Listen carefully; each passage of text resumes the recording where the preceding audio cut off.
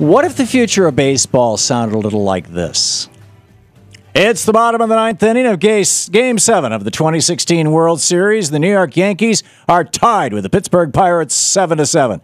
A-Rod is at bat, and the count is 3 balls and 2 strikes.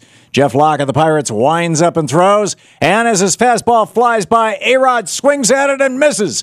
"Strike 3," shouts the umpire. Rather than walk back to his dugout, A-Rod lifts his bat for the next pitch. Locke throws another fastball, and with a loud crack of the bat, A-Rod knocks the ball into the bleacher seats behind center field. Yankees announcer John Sterling says to a radio and television audience of millions, "Looks like the Steinbrenner family's investment is starting to pay off. That $20 million contribution the Yankees Super PAC made to Major League Baseball and Commissioner Bud Selig really helped," Sterling adds. When MLB, Major League Baseball, changed the rules to give the Yankees 5 strikes while every other team only gets 3. That was a brilliant business decision. This was all because back in 2015, the U.S. Supreme Court ruled that Major League Baseball teams can give unlimited amounts of money to Major League Baseball officials. And the teams that give the largest donations get the most generous rules. After all, money is speech, right? Now back to today. The Supreme Court has not yet extended the logic behind the Citizens United decision to Major League Baseball, although that day may come, but they certainly have extended it to the financial services and banking industries. That's where Republican Congressman Andy Barr of Kentucky and the House Financial Services Committee come in. Despite having little experience with the financial services industry or even Wall Street when he was elected last year, John Boehner put the House freshman on the powerful House Financial Services Committee. And as the New York Times points out, Barr is a, quote, telling example of why the panel is sometimes called the Cash Committee, a place critics say where there are big incentives for freshmen to do special favors for the industry, end quote from the New York Times. Congressman Barr is only 6 months into his first term as a congressman, but he's already raised more money than pretty much anyone else in the House of Representatives, and has more than $150,000 of it has come from the banksters. And what does all that money buy for the banksters in Wall Street? They get an infinite number of strikes and are never thrown out of the game. And on those rare occasions when they do fail, you and I, the taxpayers, are forced to be their pinch hitters. As the New York Times notes, one afternoon in April, Mr. Barr hosted credit union lobbyists and executives in his House office just before a committee hearing, promising that he would help protect a federal tax break worth $500 million a year, the executives said. Last month, he introduced legislation to eliminate a new federal rule intended to prevent banks from issuing mortgages to customers who could not afford to repay the debt, a measure pushed by bank lobbyists who had visited his offices. End quote.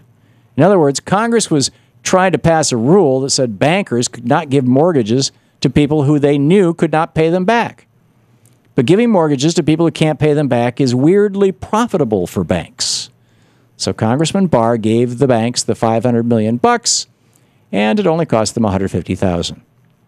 Buying congressmen is the best investment you can make in modern America. But Barr is not the only lawmaker on the House Financial Services Committee taking in thousands from Wall Street and introducing favorable legislation in return. The political action committees of big banks and financial services companies have donated $9.4 specifically, million dollars to members of just that one committee, financial services, in just the first 6 months of this year. More in donations than to any other committee in Congress. According to the Center for Responsive Politics, Republican Congressman Jeb Hensarling of Texas. Where have I heard his name before? Jeb Hensarling. Let's see.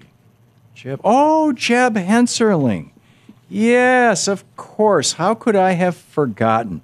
Jeb Hensarling was a member of the group who met, the 14 congressmen who met at the Caucus Room restaurant, along with Paul Ryan, Eric Cantor, Kevin McCarthy, Pete Sessions, Jeb Hensarling, Pete Huckstrom, Don Lundgren, Jim DeMint, John Kyle, Tom Coburn, John Ensign, and Bob Corker to plot the end of the Obama administration, the night that Obama was sworn into office. Anyhow, Jeb Hensarling, the chairman of the Financial Services Committee, has received $282,000 in donations so far this year from the banking and financial services industry. Thanks to Citizens United, big banks and corporations across every realm of business in America are able to invest millions in lawmakers in Washington, and those lawmakers then give them the legislation they want. Congressmen in the pockets of big oil introduce bills to further America's toxic addiction to fossil fuels.